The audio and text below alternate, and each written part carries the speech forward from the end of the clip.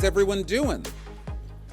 Yeah? You're feeling good after the Tuesday night barbecue and blues? Out on the lawn? Stayed out a little too late? Got up a little too late? Done all of that? Excellent. Well, I just want to do 3 quick things before we sort of get into this. The first is, I don't know that our colleagues from the Mississippi Museum are here, but I just want to thank them for hosting us so warmly last night on the lawn and such a great party. The other thing I just want to make sure we do while they're in the room is to really thank the staff at the Westin who've taken care of us, made sure we've been fed, make sure we've been taken care of. So join me in thanking all of the hotel staff, the servers, and everyone who's done all of that. And then, most importantly, to kick off this morning's session, I'd love to ask you to all join me in welcoming to the stage Monica from Deep Seedz. How y'all doing? Y'all lying, y'all sleepy. Well, I came to wake y'all up this morning. We're gonna do a bit of grounding before we get into today's session, just about Mississippi and some of our heroes. So I'm also gonna ask you all to participate this morning. If y'all down with that, say check. If you really gonna participate, say check. Okay, so this half of the room, I want you to say, ain't no trouble gonna bring me down. Ain't no devil gonna steal my crown. Loud. Ain't no trouble gonna bring me down. Ain't gonna let no devil steal my crown. It's the same words. It's the same words. With more energy, though. Y'all will hear it when it come up. Okay. So this side over here, let me hear you say, I do it for the one, I do it for the true. 2. No, I do it for the one, I do it for the true. I do it for the, gotta give it up on the 1 and the 2. Again, I do it for the one, I do it for the true. Gotta give it up on the 1 and the 2. Okay, so y'all got y'all parts. I'm asking them to go ahead and drop that video, so when y'all hear y'all parts, y'all jump on in. Mississippi is still a very rough place. You know, people is not just walking up like they used to do in the past, walking out, you know, shooting a man down or getting maybe 200 or 300 people carrying you out and lynching you, but it's in a more settled way. You know, they can let you starve to death, not give you jobs. These are some of the things that's happening right now in Mississippi. See, Mississippi is not actually Mississippi's problem. Mississippi is America's problem. Because if America wanted to do something about what has been going on in Mississippi, it could have stopped by now. It wouldn't have been in the past few years, between 40 and 50 churches bombed and burned. You see, and this leads me to say, you know, all of the burning and bombing that was done to us and the houses, nobody never said too much about that, and nothing was done. But let something be burned, you know, by a black man, and then, my God. Flag is drenched with our blood. So many of our ancestors was killed because we have never accepted slavery. We had to live on it, and we never wanted it. So what the young people are saying now, give us a chance, as we know this country was built on the black back, and if we don't have it, you ain't gonna have it either, because we gonna tear it up. That's what they saying. And people ought to understand that. I don't see why they don't understand. They know what they've done to us. All across this country, they know what they've done to us. I ran away for freedom. 17 years old, young poet from Chicago. Granny said, don't be a part of no revolution. Me and your mama been keeping you from this world's pollution. Freedom was calling my name. To the land of the Tree, and the home of the grave. Go where the Cotton is king. Justified me hate. Where the killers walk free. With the law when they fade. Now tell me what is your free? All enslaved. Know that your history didn't start as a slave. standing in pain, saying fight for the least of them. You walking with I see seraphim. black people in the future. We wasn't sent here to rob and shoot you. Rob and shoot you. We wasn't sent here to rob and shoot you. Now, for many of us who've gone overseas, fought for this country, fought for Mississippi, we fought for Alabama, we fought for North Carolina, we fought for Illinois, and we fought for every state in this union. Now, we're going to stay here and see that the things that the mayor has said become a reality. Now, finally, ladies and gentlemen, we'll be demonstrating here until freedom comes. Negroes here in Jackson. Our brothers on their hands, they know what they done to us. They keep getting away with everything they done to us. They will have to account for everything they done to us to play out. As the world keeps Going, steady going. Hey, black child, did you know you're golden? They can't take your crown, did you know You chosen. you reclaiming the land That your people possess. I know you buried the struggle and the pain. So hold on. The freedom gonna come if you just hold on. There is not an option for you. The holding back paradise is in view. The big psychological, gap to overcome is what a lot of people call a psychology of fear on the part of most of the Negroes. They're afraid of losing their jobs. They've been brainwashed. They think that somehow all of this is the business of the white man, and it's not something that they're supposed to be doing. Said I do it for the one, I do it for the truth. Gotta give it up on the one and the two. Said I do it for the one, do it for the truth. Gotta give it up on the one and the two. Ain't no trouble gonna bring me down. Ain't no devil gonna steal my crown. Ain't no trouble gonna bring me down. Ain't gonna let no devil steal my crown. Lord, if they have a ear, let them hear through these verses the power given unto us the tread of a serpent. Almighty dollar don't equate to your worth when the people of the sun shall inherit the earth. Down to your last, but you will come first. Say my name, say my name.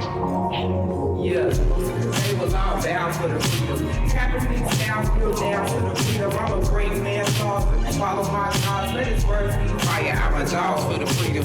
Take him straight to school with the child when I'm teaching. Ain't no competition like the gods who would even with it all on the freedom. Vote by the system, so my cousins out here thugging, would you do it for the freedom? Said I do it for the one, I do it for the child. Gotta give it up on the one and the two. Said I do it for the one, Don't steal my child. gotta give it up on the one and the two. Said I do Ain't it no for the trouble one, gonna bring me down. gotta give it up on the one and the two. Said I do it for the one, do it Steal for my the child. gotta give it up on the one and the two. Thank y'all. I am surreal. We are deep Seedz. All right, thank you so much to Monica and Deep Seedz. Can I have another round of applause for their work? So good morning. For those of you who don't know me, I'm the other Jamie at ArtPlace. I'm the Director of Research Strategies there. Given how many folks raised their hands on Monday night about this being the first time that they were attending the ArtPlace Summit, I just wanted to share a quick bit of context about the panel that you're about to hear.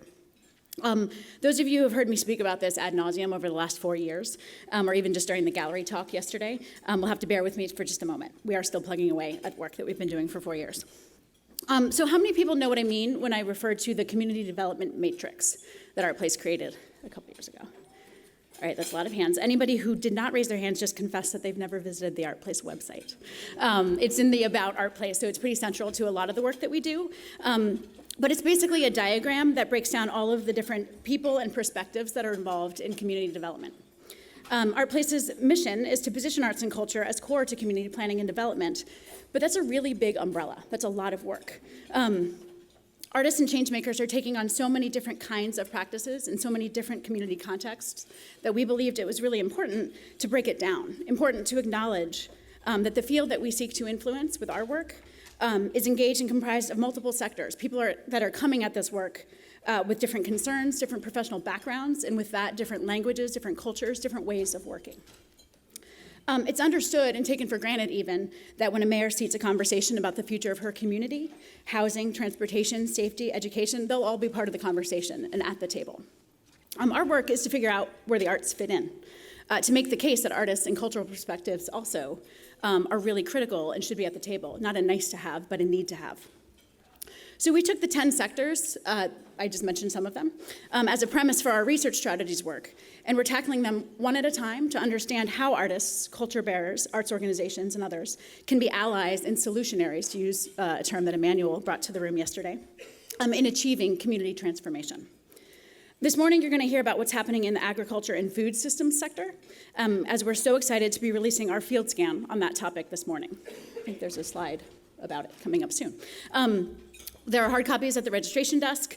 You're about to get a push notification on your phones through the guidebook app, so it's one more resource that we're making available through the app. For each of the sectors that I just mentioned, we do three things. We produce a report or field scan, like the one that we're releasing today, and that provides language, framing, case studies, and on-ramps for more collaboration between artists and non-artists who are working in that sector. Second thing we do is we convene people who are working explicitly at that intersection.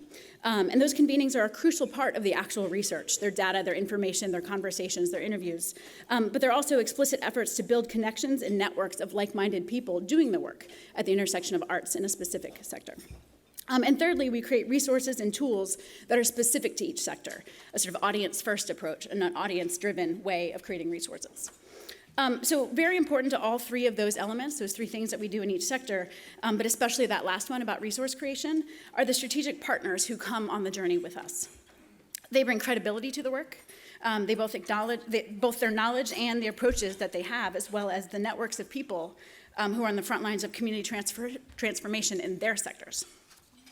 So before we turn to this amazing panel, I wanted to take a quick moment to lift up everyone who is here with us from the other sectors that we've been immersed in and working on for the past few years. So in the housing sector, we've got both NeighborWorks America and Enterprise Community Partners as ongoing partners in that work, doing some really amazing things. In safety, we've been working with LISC Safety and the Community-Based Crime Prevention Network that they support, as well as the Urban Institute Justice Policy Center. In transportation, we've got close partners at Transportation for America and the Complete Streets Coalition. In the environmental sector, we've got Helicon Collaborative, GRIST, our media partner here today, and the U.S. Water Alliance. In immigration, we've got Welcoming America, with whom we just convened our working group in Pittsburgh last week. And in health, we've got the Center for Arts and Medicine at the University of Florida and over 250 people that they've convened over the past year as part of a series of convenings. So all of those institutions are here, and all have brought members of their own networks to this year's summit to learn more about the power of arts and culture and about the role it can play in their day-to-day work in communities across the country. Embedding this knowledge and the work that we're doing in the work of these partners is a very intentional part of our research design. I can't state that enough. So I want to acknowledge and thank those partners, as well as give you a sense of the diverse kinds of practitioners who are in this community and in this field of creative placemaking. So that brings me back to food and agriculture. We've been so fortunate to have such strong partners at DAISA Enterprises leading research in this sector. Christa Drew, who will moderate this panel, and Maria Elena Rodriguez, who was the primary author of the report released today. Where's Maria? There she is. Are amazing colleagues and thinkers. DAISA also brought together our working group that we co-convened in March with two more partners who are also here today, Rural Coalition and Farm Credit Council. DAISA is also a partner to the Kresge Foundation on the Fresh Low program, which stands for Fresh, Local, and Equitable, and is a collaborative program of the arts and culture and health teams at Kresge. So they've been working deeply at this intersection of arts and culture and agriculture and food systems work for some time now. I can think of no one better to moderate a panel that not only pulls out the various themes from the research that we're releasing today, but also all of the ways that arts and culture infused food systems works takes everything to another level.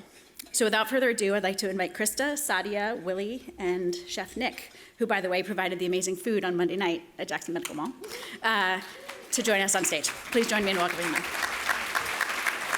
I'm absolutely thrilled to be here with you all, to be on stage with Willi and Sadia and Nick for what's going to be a really dynamic conversation. So Hope has two beautiful daughters, Anger and Courage. Anger at the way things are, and courage to ensure that they do not remain as they are. So Hope has two beautiful daughters, Anger and Courage. Anger at the way things are, and hope and courage to ensure that they do not remain as they are. So today, we have the opportunity to talk about hope and about courage. Specifically, we're talking about the courage to make change in food systems, community food systems. So we all are connected here by a passion and a commitment for fusing arts and cultural expression through community food systems transformation. And as you all know, food is a basic human need, and it's essential for health and wellness. Its quality, quantity, and access is about justice.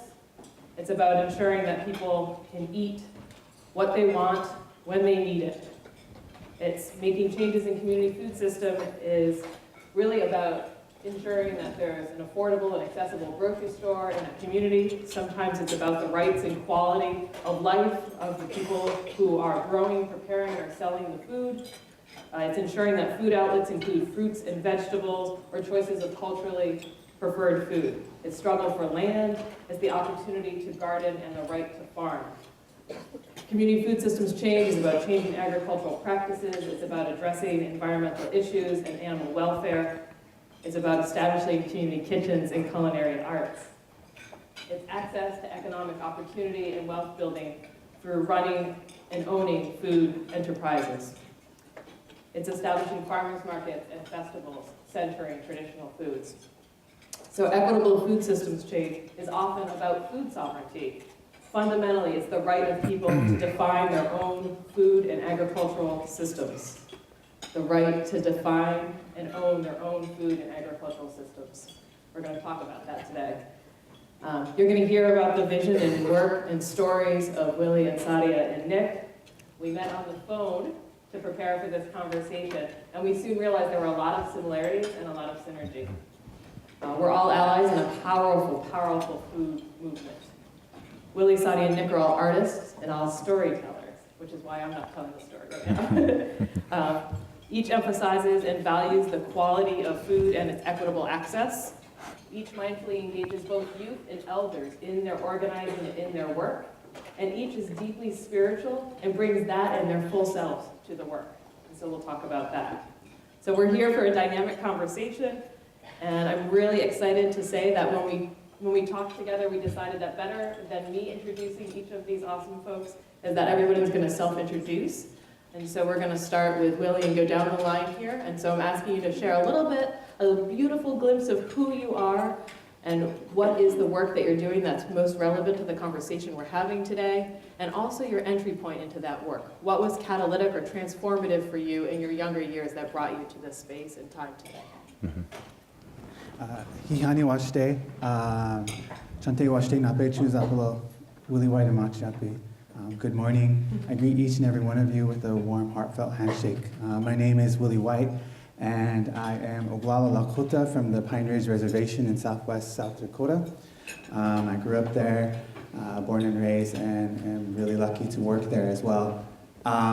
So I work as the Director of Communications for Thunder Valley CDC, also known as Wakia Opha, which is our Lakota name, which means the place where thunders pass through. So Thunder Valley really isn't in the valley, but it is that interpretation of that very spiritual connection to that area. And I often refer to myself as a storyteller. I'm a filmmaker, a photographer, and at the root of that work is really telling stories, telling our community's stories.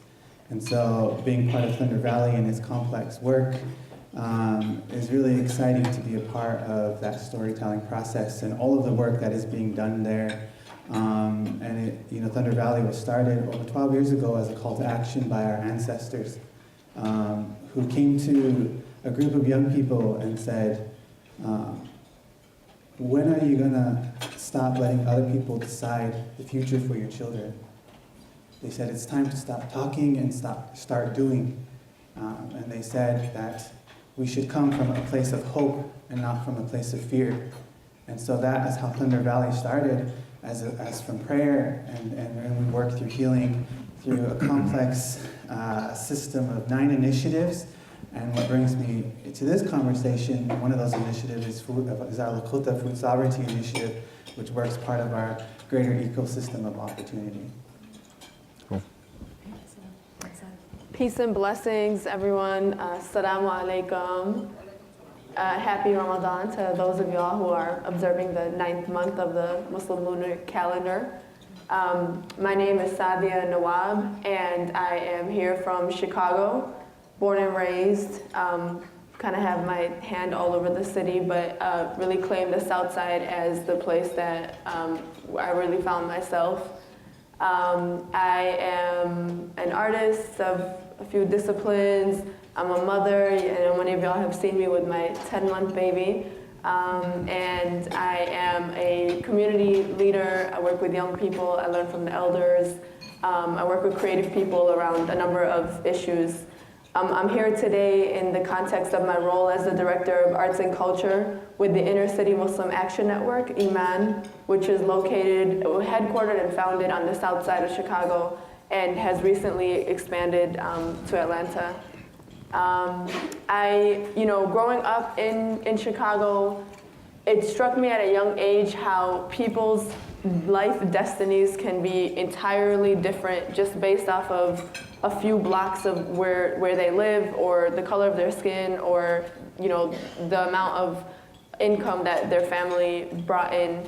And I have my own personal encounters with that system, which may be a little too early to lower that waterline, but a real slap in the face and understanding of truly how people's lives are just extremely different based off of things that are outside of their control.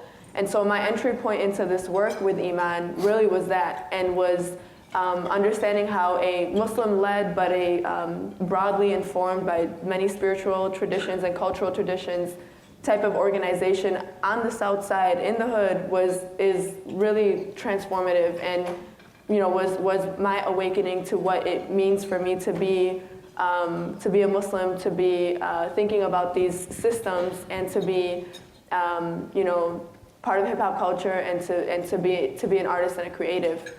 And so we'll talk more about the corner store work specifically, and I'll give you more context to what that really means. Good morning. Well, thank you for having me today. I'm Nick Wallace. I grew up in Edwards, Mississippi, which is about 30 miles west of Jackson, going towards like Vicksburg, Shreveport line, Louisiana.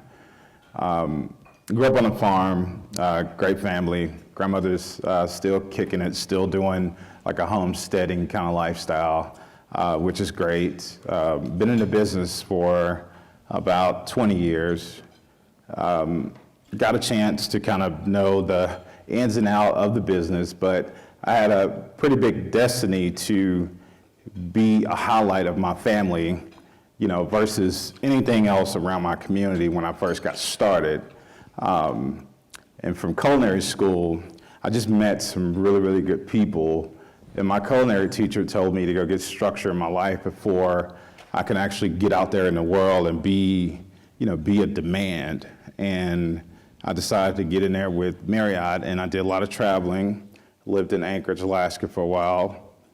Got a chance to, create numbers and create modifications for like Marriott throughout like 60 of their hotels. But that life is nothing super fancy about it at all. But I wanted to go through that transition in my life before I could become who I am. And after that, I have probably created about 8 community gardens. Every kitchen that I ever worked in had some type of rooted lifestyle. Got a chance to be on national TV about 6 times, win some big national awards. And about a year and a half ago, I decided to be really my independent force. And I got out on my own. And then I opened up Nick Wallace Culinary. And now, since a year and a half ago, I've opened up like 3 catering kitchens. Before I even get into the restaurant business, because I kind of work backwards than a normal chef. A normal chef would, go through their transition with culinary school, open up a restaurant, and then really focus on like the nonprofit of the community. Me, I started that way. I'll get into Creativity Kitchen and all, but that is me. And I love my community very much, and I believe my community loves me back. But that's it.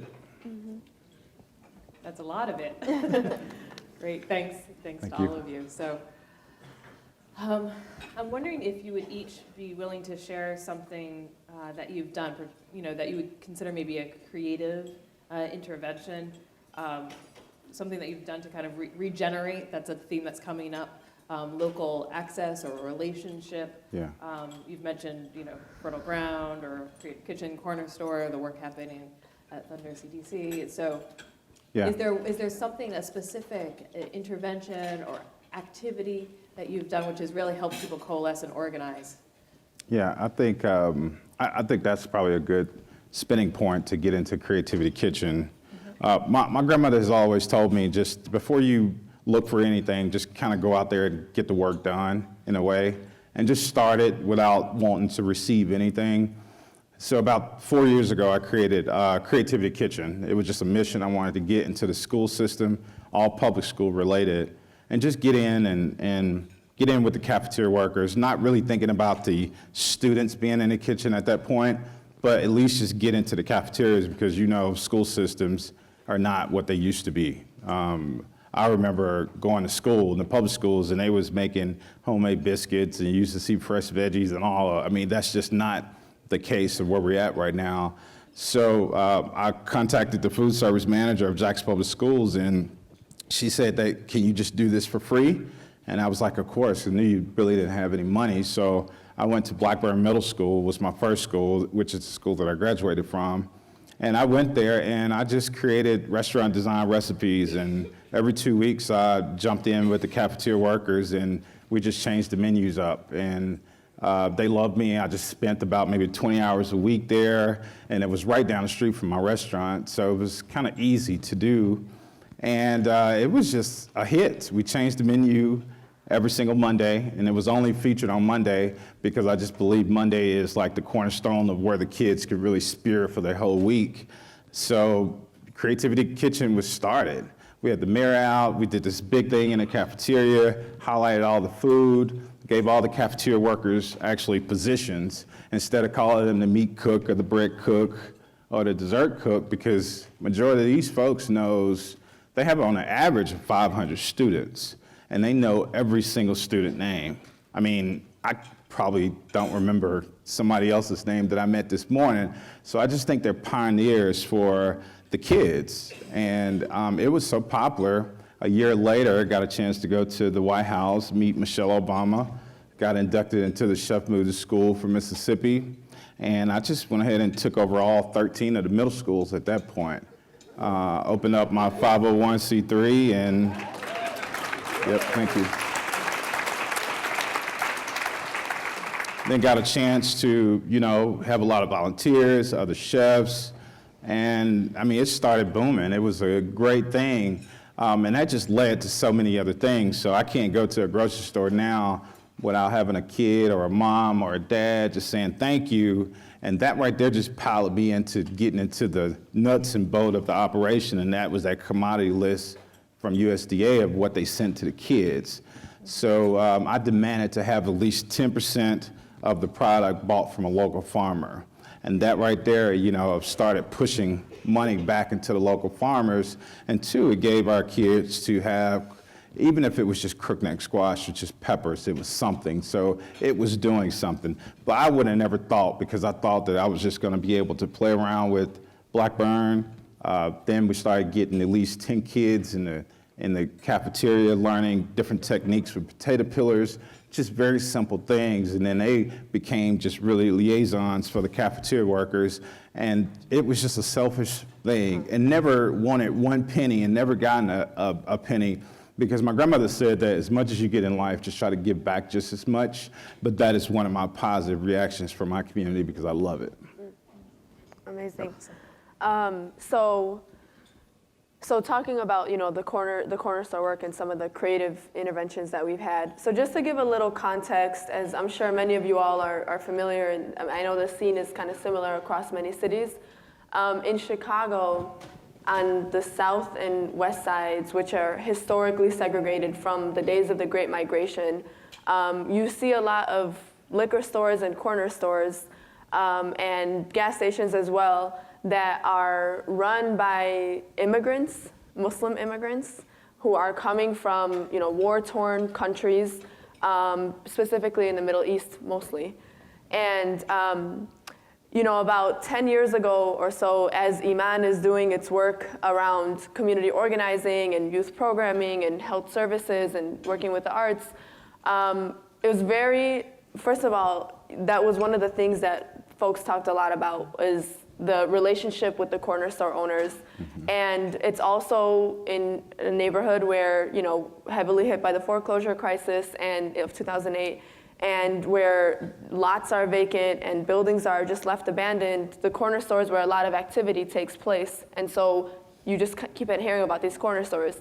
When you go into the corner store and you're welcomed by or not welcomed by a security person that's kind of following you around throughout the stores, and there's a 3-inch bulletproof glass between you and the cashier, which screams that there's a lack of trust right away. There's no fresh foods. There's processed packaged foods, and you see compare that with our doctors, our volunteer doctors who are seeing patients with hypertension and diabetes, and recognizing that that's like the #1 killer in those communities. It was a very agitational and disturbing, reality for us, especially as Muslims, to know that these are Muslims that are running these stores in this way. And so it was a very, again, agitational start around talking to the corner store owners about a higher, spiritual practice, and really practicing the values and the principles of Islam, which are rooted in compassion and mercy and justice. And also just holding them accountable to the things that are sold in the communities that they go home to versus what's sold in these communities. And so as the campaign developed, and we have this list of 10 criteria that we get the corner store owners to sign on to, which include not only providing fresh food, but the way in which customers are treated in a dignified way, having things like lighting and just a certain aesthetic to the store.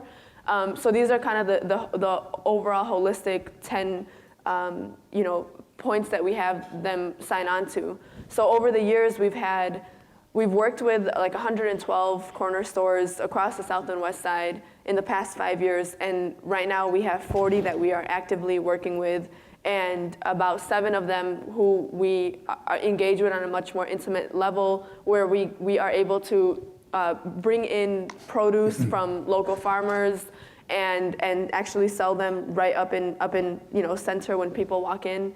And these are also the stores that we have been able to bring artists to and have like pop-up art shows. We call them the corner store ciphers, literally started from a cipher at the corner store. Awesome. And so, and these are, again, in the middle of the hood. It's not necessarily on a busy street. It could be inside of a neighborhood. And we have these ciphers, these artists come out, and these are artists, it's been most successful with artists who are from the communities that are, deeply invested in and directly affected by the issue. And then we've also had artists from out of town, out of the country, that also come in and bring their cultural expression as well, which is very important in a city where you may not have access to those types of arts as opposed to in more invested in neighborhoods where there's this access to global arts and what's the term? Just arts from around the world is more accessible. So just to give you a sense of like the flavor of what these corner store ciphers look like, in addition to having the artists, we'll have nutritionists who are making salads or smoothies from ingredients from the corner store. We'll have organizers that are talking to people about just getting an update on issues that are going on at the store, or just talking about food. Like, people don't have these types of conversations. And then we'll have the artists. There's this one in particular. His name is Phenom.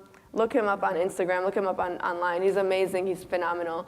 And he will literally just be freestyling, what the nutritionist is cooking up. Or we're having these ciphers a lot right now in Ramadan. We kind of ramp up the number of ciphers that we do. So just the other day, there was a school bus that passed by, and he's having them, we call this effort Refresh the Hood, the one specifically in Ramadan. So he's like having a call and response with kids on the bus, and they're screaming out Refresh the Hood, like as they're driving past.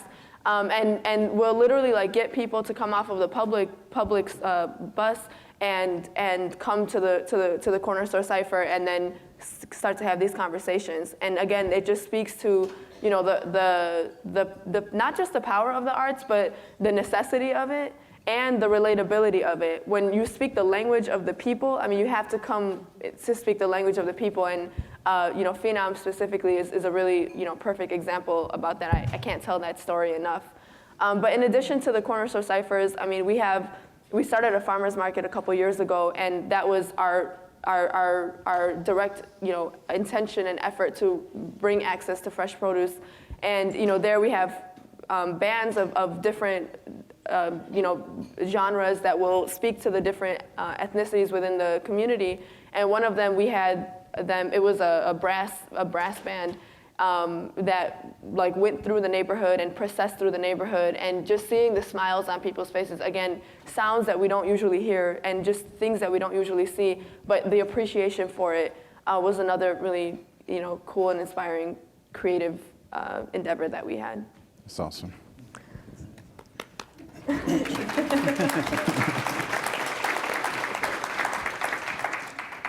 So Thunder Valley's Food Sovereignty Initiative started in 2015 as a response to, when you look at the statistics of the Pine Ridge Reservation, reservation larger than the state of Rhode Island, with over 40,000, roughly 40,000 residents, and you look at almost 100% of the food is shipped into the reservation. You have this great rural land that's being farmed and agricultured by non-native farmers. None of that food is going back into the community at all. It's being shipped out.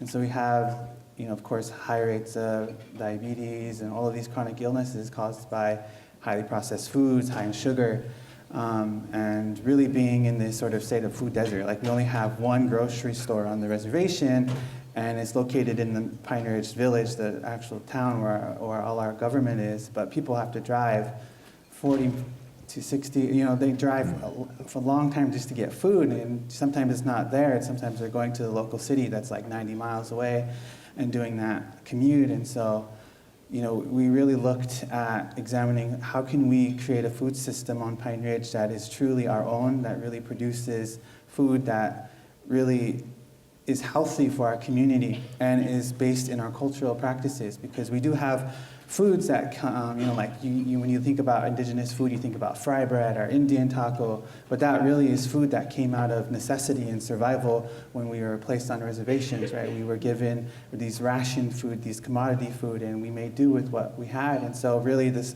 initiative is about getting back to our cultural roots, getting back to the food that's on the land, from the wild turnip, all of this, you know, and really harvesting that back. And so the Food Sovereignty Initiative really started to look at different models on how we could regenerate our food systems and regenerate our community's health and wealth. And so what we have now on site, one of the first things that was built on our 34 acres on Pine Ridge is this 2.5 acre demonstration educational farm agro system that really is about taking a look at, you know, how can we regenerate the soil? Because where we're located at Thunder Valley, it's all clay and really dry.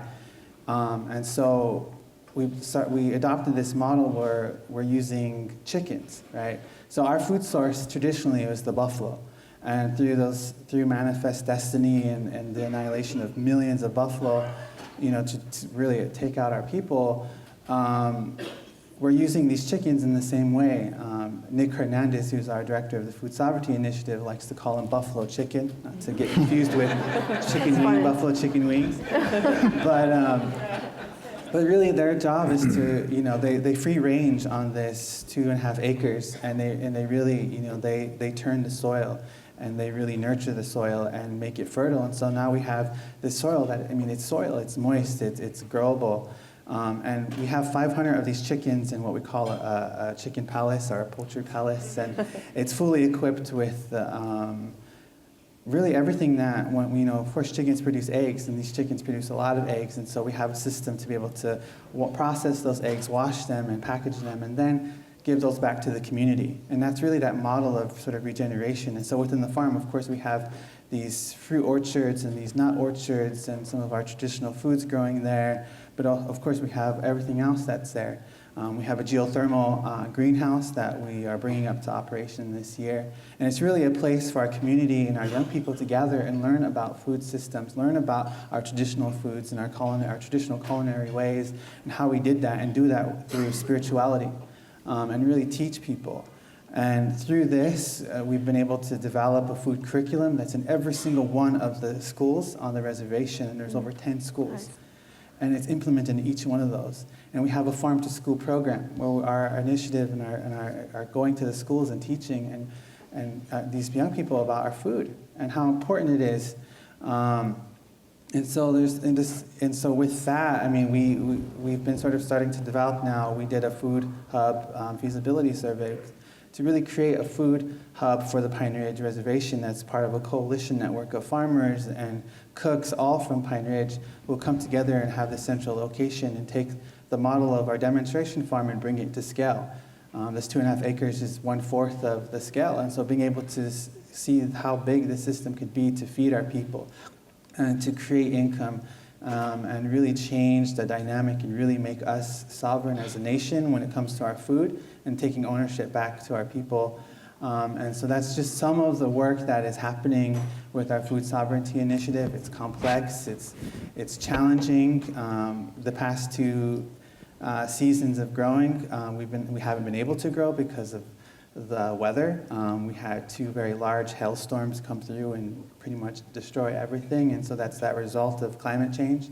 We're dealing with flooding that's unprecedented, that we haven't seen in a long time. This past few months, we've seen millions of dollars of damage and flooding to our people, and we don't have the capacity to really address those issues. And so it's really a wake-up call for not only ourselves as community members, but for everybody else to realize that this is a serious issue and it's affecting us. And even the place that we planned to put the fully operational food hub was completely flooded out. So we're working through these challenges, of course, but I mean, you see a real change when you get to get kids and young people involved in the gardening process. Every summer I get to look out my window and see kids engaged and learning and eager to be a part of that. So, yeah. Good job.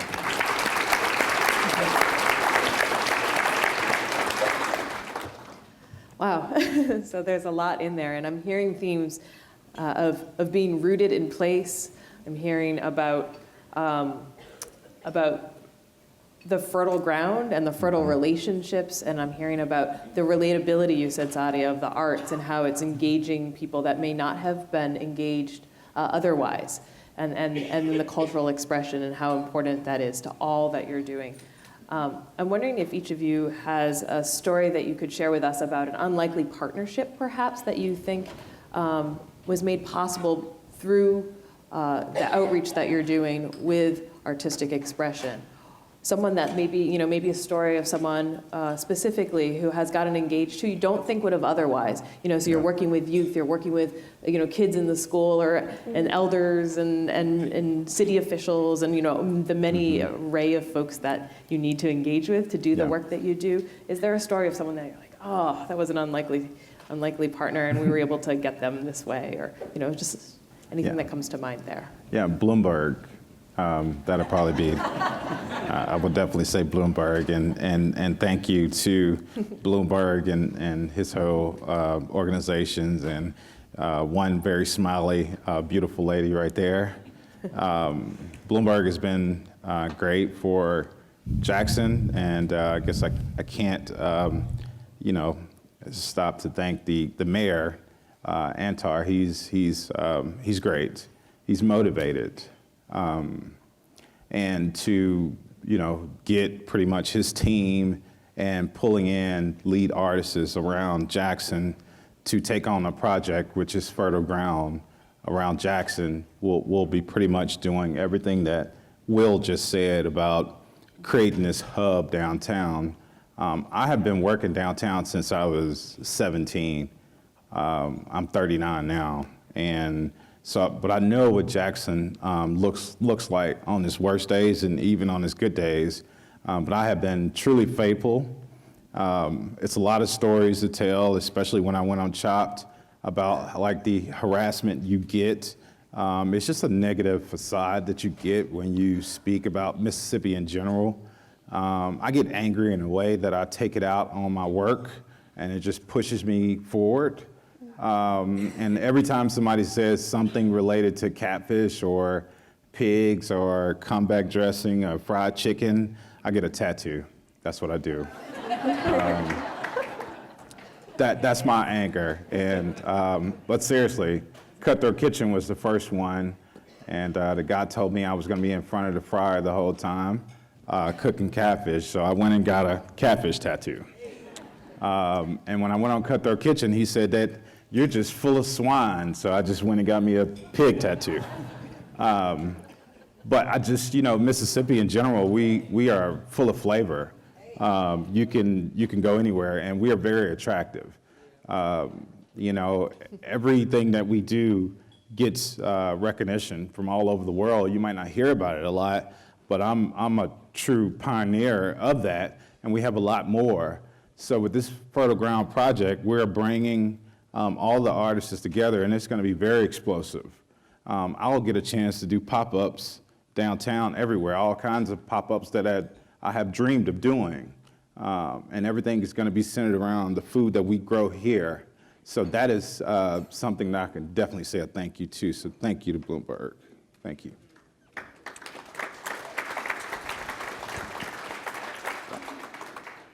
So it's very hard for me to narrow down to just one person. So I would just say that the really pleasant surprises of people who have been connected to this work is really, it's the stories that flip the narrative and that really challenge the stereotypes. So one particular artist and community leader that's coming to mind is this young woman who lives just a couple blocks away from Iman, and is actually a chef by training, and a ceramicist at heart. And so, through some of the programming that Iman offers, a neighborhood ceramic studio is one, and the intersection with this food access work, this woman, Giovanna Jackson, really found herself and her community, and is, just now really helping to make this backyard garden that we do every year. It's a very humble backyard garden, but she finds herself in all of the work that is intersecting, at those issues around arts and the food access. She'll be at all the corner store ciphers and the Refresh the Hood events, inviting people to make tote bags so that you can go grocery shopping, or whatever creative projects that her and her other artist friends come up with. But it was just, I think it's important to lift up people like her, because we got so much pushback about when we started the ceramic studio, for example, around, are there even ceramicists in the neighborhood? And yes, there are. They're coming out of the woodwork, and they're craving and they're hungry for these types of spaces.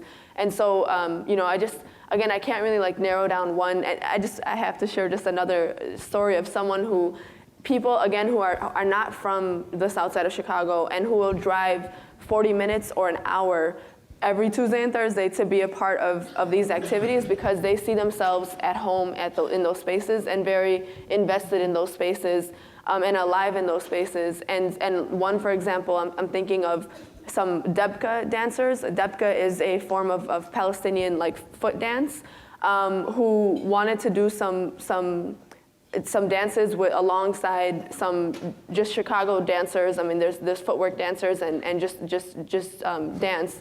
And the idea of that dance I found very powerful, given the racial tension that's right behind in the stores.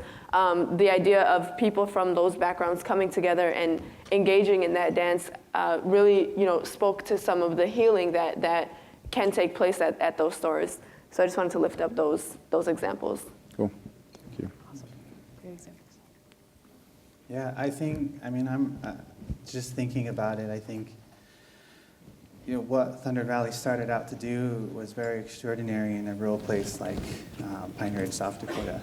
And to see the response from partners on the federal level, from the state level, to help in this process of building out this system, I think has been always surprising, because as Indigenous people, that relationship with our own state government, our federal government, is always tricky to navigate, because there's obviously tremendous differences in ideas on how to proceed forward. And I think for South Dakota being largely a Republican state for a really long time has really been that challenge of navigating. One, of course, we need that support to create food systems, and we recently were awarded by the state's USDA to be egg handlers, so we're able to sell our eggs and package them and get them in grocery stores locally. And so that was one of those things that was working for a long time, and to be able to have that really changes and really ups the work that the Food Sovereignty Initiative is doing. But I think what has been extraordinary about the work that Nick Tilson has started, he has since, of course, moved on from Thunder Valley and created another organization, Indian Collective, to further the work of Thunder Valley at a national level, was creating these incredible relationships with people and breaking down barriers, breaking down walls, and really saying, I want to build a relationship with you. I don't want you just to be a funder, I want you to be a partner, I want you to be a friend in the work that we're doing.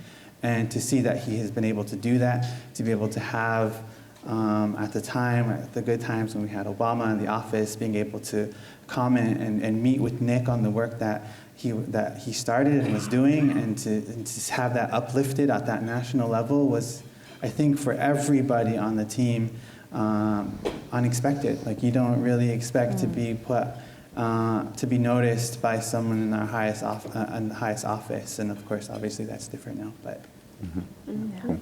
Yeah. Thank you. Right. So I'm watching our time. I'm mindful.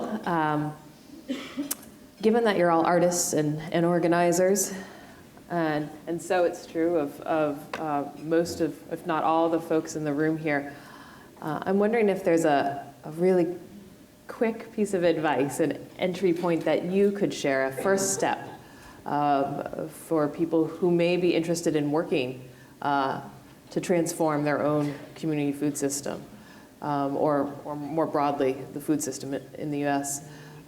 Is there a first step, a suggestion you would offer? I mean, I think, every wealthy person or every celebrity or whatever you want to call people, it's only a thought, just sitting at a table with friends or by yourself, putting it on paper. And I think that is definitely the first step, is just putting a plan of action together and just, go for it. Don't second guess yourself, even if you fail. And one brief story too, and then I want to make sure I thank my grandmother.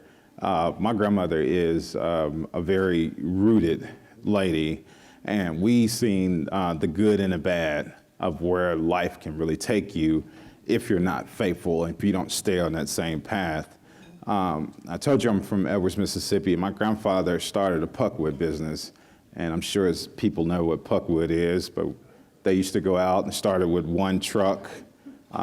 He gradually got to 12 trucks. He was doing very well. Paper mill loved him, and they was doing so well that we started putting in a lot of finances to the house. At that point there, my grandmother, which was at home every day cooking 3 meals a day, 7 days a week, she started buying things from other sources. When she did that, about 2 years later, blood pressure, diabetes, everything started just trembling down. And at that point there, my grandfather passed the baton over to my father and told him to run the business for a while. And my grandfather started going back to those practices, like our honeybees and all, everything just started, diminishing. And at that point there, I could see my grandmother kind of transitioning to the worst. Probably about 3 years later or so, my grandmother is just turned 96. She doesn't suffer from no issues. She's still farming right now as we speak. She still as saucy as any jelly that you can ever taste.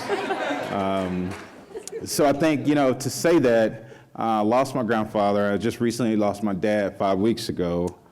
But the women in my life are super strong, but it just taught me one thing: just stay faithful. So whatever plan you put together, just stay faithful. No matter what kind of punches or nicks and bruises you get, just stay going for it. Mm-hmm. Thank you. Yep, you're welcome. Thank you.